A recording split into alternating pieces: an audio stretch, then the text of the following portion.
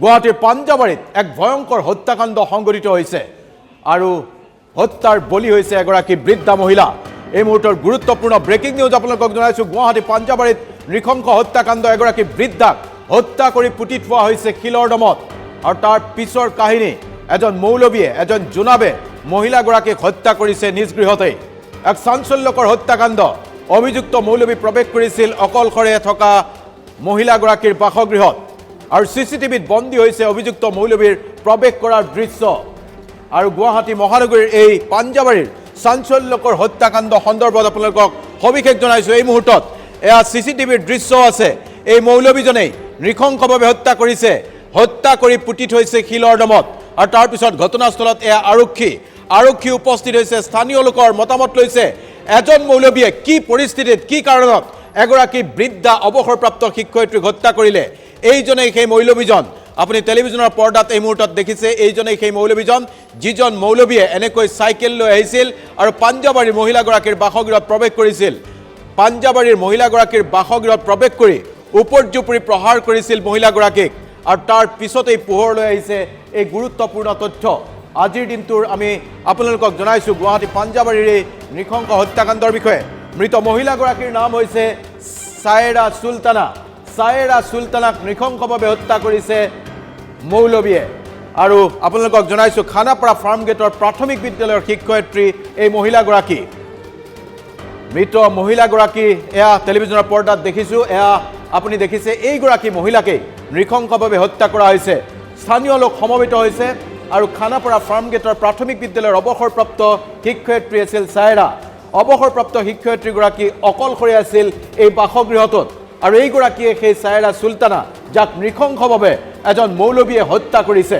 সম্পত্তিৰ লালসাত অবিবাহিত মহিলাগৰাকীক হত্যা কৰিছে নেকি, সেই প্ৰশ্ন এই মুহূৰ্তত উত্থাপিত হৈছে।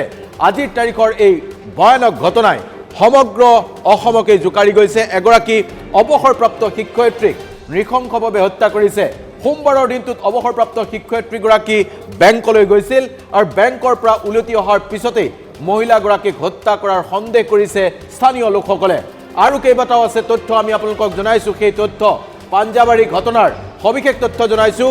মৌলবীজন দুপৰীয়া মহিলাগৰাকীৰ ঘৰৰ পৰা ওলাই গৈছিল। দুপৰীয়া মহিলাগৰাকীৰ ঘৰৰ পৰা ওলাই গৈছিল আৰু তাৰ পিছৰে এয়া দৃশ্য চাওক। তাৰ পূৰ্বেই মহিলাগৰাকীৰ চিঞৰ বাখৰ শুনিছিল স্থানীয় লোকে। মহিলাগৰাকীয়ে চিঞৰ বাখৰ কৰিছিল যেতিয়া মাৰপিট কৰিছিল। আৰু তাৰ পিছত অভিযুক্ত মৌলবীক ওলাই অহা দেখিছিল একাংশ স্থানীয় লোকে। অভিযুক্ত মৌলবীয়ে কি কাৰণত হত্যা কৰিলে সেই কথা ইতিমধ্যে গম পাইছে। ওচৰ চুবুৰীয়া ওলাই আহি অভিযুক্তলৈ চোচা লৈছিল আৰু মৌলবীয়ে মহিলাগৰাকীৰ বেমাৰ হোৱা বুলি কৈছিল চুবুৰীয়াক। এয়া দেখিছে সন্দেহজনক সামগ্ৰী। তাৰপিছত মৌলবীয়ে মহিলাগৰাকীৰ বেমাৰ হোৱা বুলি কোৱাৰ পিছত কোনো লোকে হাস্পতাললৈ লৈ যোৱা বুলি আখৈ মাতিছিল বা মিছা কথা কৈছিল মৌলবীজনে। এই ঘটনাই আচলতে জোকাৰি গৈছে সমগ্ৰ পাঞ্জাবাৰী অঞ্চল। আৰু অৱশেষত ঘটনাস্থলত উপস্থিত হৈ আৰক্ষীয়ে এনেকৈ তন্নকৈ তালাচী অভিযান চলাইছে। আৰক্ষীৰ এয়া তালাচী অভিযান আৰু প্ৰতিটো মুহূৰ্তৰ ছবি মোবাইল কেমেৰাত আবদ্ধ কৰিছে। আৰু অৱশেষত শিলৰ ডেম এটাত পুতি থোৱা অৱস্থাত উদ্ধাৰ কৰা হৈছিল মহিলাগৰাকীৰ মৃতদেহ। শিলৰ ডমত পুতি থোৱা অৱস্থাত আমি ভাষ্য শুনাইছোঁ। কি পৰিৱেশ পৰিস্থিতিত মহিলাগৰাকীক হত্যা কৰা হৈছে সেই সম্পৰ্কীয় ভাষ্য এইবাৰ আপোনালোকক শুনাই লৈছোঁ। এতিয়ালৈকে আমি পুলিচে অহাৰ পিছত ডেড বডি এটা পাইছে পিছফালে, মানে শিলৰ দমৰ মাজত পুতি থোৱা অৱস্থা। খালি কাপোৰ অকণমান ওলাই আছে, এতিয়া সেইটো ডেড বডি বুলি কৈছে। গোটেই ঘটনাটো হৈছে তেওঁ বাথৰুমত কালি মানে কাষৰ মানুহ চিঞৰ এটা শুনিছে। শুনাৰ পিছত তেওঁলোকৰ ঘৰত যিহেতু কোনো ল'ৰা নাছিলে সেই সময়ত, তাৰপিছত মোৰ ওচৰৰ মানুহ এগৰাকীক তেওঁ ফোন কৰি পেলাই ক'লে, মোৰ কথা ক'লে যে তেওঁক মানে খবৰটো দিয়ক, ইয়াতে কিবা এটা চিঞৰ বাখৰ শুনিছোঁ, তেওঁ আহি পেলাই চাব দিয়ক। তাৰপিছত মই আৰু মোৰ ল'ৰাটো লগাই আমাৰ 10 মিনিটমান লাগিছে আহি পাওঁতে। মই গাড়ী গৈছিলোঁ, 10 মিনিটমান লাগিছে। আহি যেতিয়া পাইছোঁ আমি ইয়াতে স্কুটি ৰখাইছোঁ। এই জোনাক আজিও জোনাক বুলি আমি কৈ আছোঁ। তেওঁ মানে এটা একদম কি আহিছে, ওলাই আহিছে ইয়াতে আমি পাইছোঁ। আৰু তেওঁক মই সুধিলোঁ যে কি হ'ল ঘটনাটো। কৈছে বাইদেউগৰাকী মানে খুব কঁপিছে, ব্লাড কেঞ্চাৰ হোৱা বুলি কৈছে। কিন্তু আমি আজিলৈকে শুনা নাই তেওঁ ব্লাড কেঞ্চাৰ হৈছে বুলি। ভাইকেইটা আজি আহিছে, তেওঁলোককো মই সুধিছোঁ, কোনো ব্লাড কেঞ্চাৰ নাই। ব্লাড কেঞ্চাৰ হৈছে তেওঁৰ, মানে খুব কঁপিছে। এই তেওঁৰ গাঁৱৰ ল'ৰা এটা চাপৰ পলাকৰ ল'ৰা এটাই বেৰ এখন মাতি পেলাই লৈ গ'ল। লৈ গ'ল বুলি কৈছে। লৈ গ'ল। তাৰপিছত মই তেওঁক সুধিলোঁ যে ক'ত লৈ গৈছে। হৈছে মৌলবী মহম্মদ আব্দুল আজিজে নৃশংসভাৱে হত্যা কৰিছে মহিলাগৰাকীক। ধৃত মৌলবীৰ ঘৰ হাইলাকান্দিৰ লালাত। এই মুহূৰ্তত গুৰুত্বপূৰ্ণ আপডেট জনাইছো। মৌলবী ধৰা পৰিছে। আৰক্ষীয়ে পলাকবাৰীৰ পৰা আটক কৰিছে মৌলবী মহম্মদ আজিজক। এই মুহূৰ্তৰ গুৰুত্বপূৰ্ণ আপডেট জনাইছো। 4 ঘণ্টাৰ ভিতৰতে আৰক্ষীৰ এয়া বৃহৎ সফলতা। মহিলাগৰাকীৰ মৃতদেহ উদ্ধাৰৰ 4 ঘণ্টাৰ ভিতৰত মৌলবী মহম্মদ আব্দুল আজিজক গ্ৰেপ্তাৰ কৰিছে আৰক্ষীয়ে। এই মুহূৰ্তৰ গুৰুত্বপূৰ্ণ আপডেট জনাইছো। হাইলাকান্দিৰ লালাৰ পৰা আহি গুৱাহাটীৰ এটা মছজিদত জোনাবৰ কাম কৰিছিল এই মৌলবীটোৱে, এই হত্যাৰ অভিযুক্তটোৱে। আৰু এই হত্যাৰ অভিযুক্তক 4 ঘণ্টাৰ ভিতৰতেই গ্ৰেপ্তাৰ কৰিবলৈ সক্ষম হৈছে মহানগৰ আৰক্ষীয়ে। গুৱাহাটীৰ নৃশংস হত্যাকাণ্ড পাঞ্জাবাৰীত, আৰু পাঞ্জাবাৰীৰ এই মহিলাগৰাকীৰ নৃশংস হত্যাকাণ্ডক লৈ আৰক্ষীয়ে 4 ঘণ্টাৰ ভিতৰতে পলাকবাৰীৰ পৰা গ্ৰেপ্তাৰ কৰিবলৈ সক্ষম হৈছে অভিযুক্ত মৌলবী মহম্মদ আব্দুল আজিজক। কাজী আব্দুল আজিজক গ্ৰেপ্তাৰ কৰা হৈছে। কাৰী আব্দুল আজিজ তেওঁৰ নাম। কাৰী মহম্মদ আব্দুল আজিজ, হাইলাকান্দিৰ লালাত ঘৰ।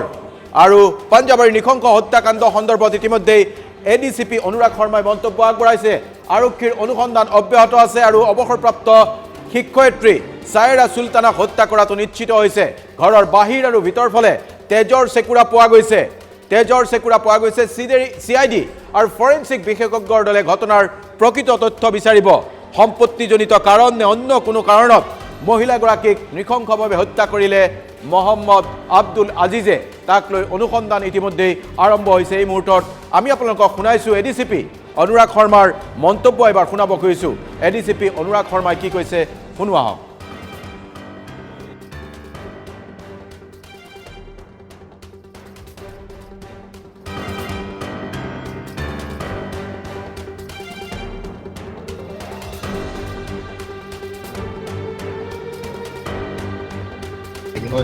এৰাউণ্ড মানে 11:30 মানত আমাৰ ডিষ্ট্ৰিক্ট থানাত এটা খবৰ আহিছিলে যে কালিও এটা খবৰ আহিছিলে মানুহৰ ঘৰত এগৰাকী মানুহ ইয়াত নিৰুদ্দেশ হৈ আছে বুলি। তাৰপিছত আজি আপোনাৰ 11:30 বজাত আমাৰ এটা দিছপুৰৰ পৰা পাৰ্টি আহিলে আপোনালোকৰ এই হেৰি জেগাত ফখৰুদ্দিন আলী আহমেদ পথৰ ৰংপুৰ পথৰ। তাৰপিছত দেখা গ'ল যে ঘৰটোৰ পাছপিনে এটা মানে এতিয়াও আমি এক্সট্ৰেক্ট কৰা নাই বডিটো, FSLৰ কাৰণে ৰৈ থকা হৈছে, কিন্তু যথেষ্ট এভিডেঞ্চ পোৱা গৈছে। আৰু যিজন সন্দেহ যাক কৰা হৈছিলে তেখেতক অলৰেডি কৰেক্ট কৰিবলৈ সক্ষম হৈছে। আপোনাৰ পলাশবাৰীৰ পৰা এটা মহানগৰ আৰক্ষীৰ টীম আৰু এইফালে কামৰূপ আৰক্ষীৰ এটা যুটীয়া অভিযানত তেওঁ এৰেষ্ট হৈছে। এতিয়ালৈকে তেওঁ প্ৰিলিমিনাৰী ইনভেষ্টিগেশ্যন মতে গম পোৱা গৈছে যে মাৰ্ডাৰে হয়, আৰু এভিডেঞ্চখিনি কালেক্ট কৰিবলৈ অতি মানে প্ৰিলিমিনাৰী ষ্টেজত আছে। গতিকে ৰিজন অফ ডেথ বা কিয় মাৰ্ডাৰ হ'ল সেইখিনি পাছত আমাৰ ছিনিয়ৰ অফিচাৰে ভালকৈ ক'ব। মানুহজন কোন হয়? মানুহজন তেওঁ এই এৰিয়াত জোনাব বুলি জানে যদিও অৰিজিনেল নাম কাজী মহম্মদ বুলি জনা গৈছে। তেওঁ অৰিজিনেল হাইলাকান্দি লালাৰ বাসিন্দা। ইয়াত তেখেত এটা মছজিদত আমি মানে এতিয়ালৈকে কনফাৰ্ম কৰা নাই জোনাবৰ দৰে আছিলে। তেওঁৰ ওপৰত সন্দেহ কিয় হ'ল? মেইনলি তেওঁৰ ওপৰত সন্দেহটো কেনেকৈ আহিলে? অলপ মানে আপোনাৰ মানুহৰো হিউমেন ইণ্টেলিজেঞ্চ, টেকনিকেল ইণ্টেলিজেঞ্চ সকলো লগাই পেলাই গম পোৱা গৈছে। গতিকে অতি সোনকালে এতিয়া জাষ্ট 11:30 হৈছে। এতিয়া আপোনালোকে দেখিছে 2:15 প্ৰায় 3 ঘণ্টা 4 ঘণ্টাহে হৈছে ঘটনাটো। গতিকে মানে ঘটনাটো নহয়, আমাক ৰিপৰ্টিং হয়। গতিকে অতি প্ৰিলিমিনাৰী ষ্টেজত আছে, আমি জনাই দিম ভালদৰে। আৰু এভিডেঞ্চ পাৰ্টটো আমি কালেক্ট কৰিবলৈ FSL আৰু CID টীম এটা টীম আহিছে আৰু এইটো টীমে কাম কৰিবলৈ আহিছে। শিলৰ দমত কিবা পুতি থৈছে? হয়, শিলৰ মানে বেক চাইডে শিলত ছাছপেক্টেড যিহেতু মাৰ্ডাৰ হৈছে, ছাছপেক্টেড নহয় অলমষ্ট কনফাৰ্ম মাৰ্ডাৰ, আৰু বডিটো পুতি থোৱা আছে, কিন্তু আমি এক্সট্ৰেক্ট কৰা নাই। FSLৰ টীমটো কাম কৰি থকা হৈছে। আছে ঘৰৰ ভিতৰত পোৱা গৈছে। ঘৰৰ ভিতৰত কিছুমান আমি বাহিৰৰ পৰা চাইছোঁ, ভিতৰলৈ এভিডেঞ্চ টেম্পাৰিং হ'ব বুলি কোনো সোমোৱা নাই তেনেকৈ। এয়া আছিলে আৰক্ষীৰ ভাষ্য। এই মুহূৰ্তত আমি আপোনালোকক জনাইছোঁ মহানগৰ আৰক্ষীৰ বাবে এয়া এক বৃহৎ সফলতা। হত্যাকাণ্ড সংঘটিত হোৱাৰ মৃতদেহ উদ্ধাৰৰ 4 ঘণ্টাৰ ভিতৰতেই এই অভিযুক্ত মৌলবী বা যি জোনাবক গ্ৰেপ্তাৰ কৰিবলৈ সক্ষম হৈছে। পলাশবাৰীৰ পৰা গ্ৰেপ্তাৰ কৰিছে। আৰু পাঞ্জাবাৰীত এই পৰ্যন্ত এই ঘটনাক লৈ ব্যাপক চাঞ্চল্য অব্যাহত আছে। আমি পোনে পোনে সংযোগ স্থাপন কৰিছোঁ আমাৰ সাংবাদিক জয়ন্ত শৰ্মাৰ সৈতে। জয়ন্ত, আপোনাৰ ওচৰলৈ আহিছোঁ। গুৱাহাটী মহানগৰীত পাঞ্জাবাৰীত সংঘটিত হোৱা এক চাঞ্চল্যকৰ হত্যাকাণ্ড। এজন জোনাবে হত্যা কৰিছে এগৰাকী অৱসৰপ্ৰাপ্ত শিক্ষয়িত্ৰীক, আৰু তাৰ পিছৰ ঘটনাক্ৰম সন্দৰ্ভত সবিশেষ জানিব খুজিছোঁ। জয়ন্ত, আমি দৰ্শকসকলক পুনৰ জনাইছোঁ গুৱাহাটী মহানগৰীৰ পাঞ্জাবাৰীত এই নৃশংস হত্যাকাণ্ড সংঘটিত হৈছে। মৃত মহিলাগৰাকীৰ নাম ছায়েৰা চুলতানা, আৰু পাঞ্জাবাৰীত অকলশৰে আছিল এই ফাৰ্মগেট প্ৰাথমিক বিদ্যালয়ৰ পৰা অৱসৰ লোৱা শিক্ষয়িত্ৰীগৰাকীয়ে ফাৰ্মগেট প্ৰাথমিক বিদ্যালয়ৰ শিক্ষয়িত্ৰী আছিল ছায়েৰা আৰু ছায়েৰাৰ মৃত্যুত ইতিমধ্যেই অঞ্চলজুৰি ব্যাপক চাঞ্চল্যৰ সৃষ্টি হৈছে অৱসৰপ্ৰাপ্ত এগৰাকী শিক্ষয়িত্ৰীক কিয় হত্যা কৰিলে এজন মৌলবীয়ে সেই লৈ ব্যাপক চাঞ্চল্য অব্যাহত আছে আৰু মহানগৰ আৰক্ষীয়ে এক বৃহৎ সফলতা অৰ্জন কৰিছে মহিলাগৰাকীৰ মৃতদেহ উদ্ধাৰৰ 4 ঘণ্টাৰ ভিতৰতেই অভিযুক্ত মৌলবীক গ্ৰেপ্তাৰ কৰিছে পলাশবাৰীৰ পৰা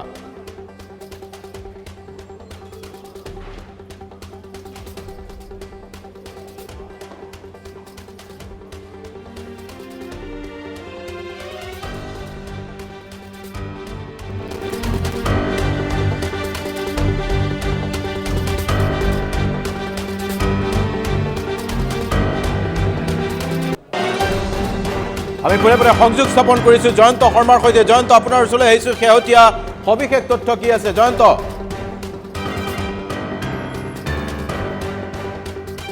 সৈতে সংযোগ বিচ্ছিন্ন হৈছে আমি পৰৱৰ্তী খবৰ আপোনালোকক দিব খুজিছোঁ